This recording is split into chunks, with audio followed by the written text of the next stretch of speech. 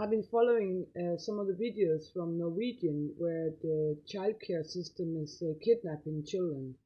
And I think important to know is that it could be a destabilization factor. Diplomatically, crisis is destabilization, but also normal people trust in the system will break. And I think the people that might be responsible could be human trafficking. It could be the organization that benefits from this. That will say lawyers, consulting, institution workers, social case handlers, taxis, all of that. That's a big industry around kids. Beside, if they got a large number of pedophile and traffic people, as well as experimental and you could say a sort of reschooling, brainwash kind of thing, that might also influence. In my case, in Denmark, it's the same system abused.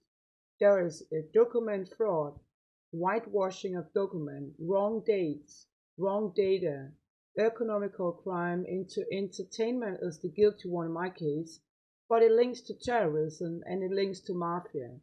And it also maybe links a bit to our cold enemy, right? So basically, in my case, it is traffic. And if you didn't know that, it could also be that I has been a victim of explore and traffic as I have really no rights. So maybe it is a question about organized crime that's been, accumulating inside the system. FBI was warning about, in Germany as well, that is a kind of transfer tax money out of the system to criminal organization, meaning that you got a child that's placed in institution, but the need of the child, as well as the child's right and the parents' right, are taken away, right? So the need of the children is never met. There's cases in the United States where foster home is neglected because of the transfer of money outside the institution.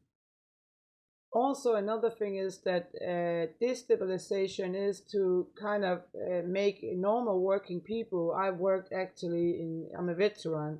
So for me, this means that I can no longer like or trust my own government, which is therefore a kind of radicalization that I didn't choose it. I don't choose to be social dump, explored, beginning to dislike or alienate. Because the reason for that is that you torture people when you take their kids, and that I see my boy 1 hour a month, and he's been crying.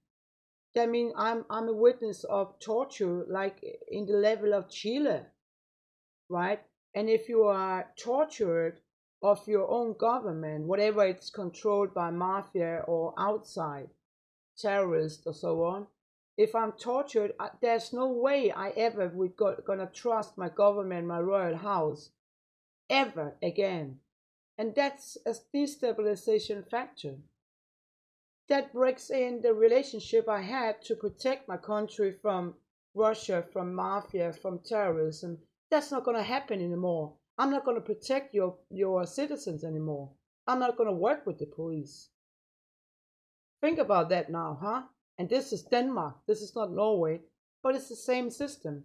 I can also documentate that they have all of this kind of scripting. They script anonymous letters in a manuscript, whether that's entertainment mafia or it's whatever.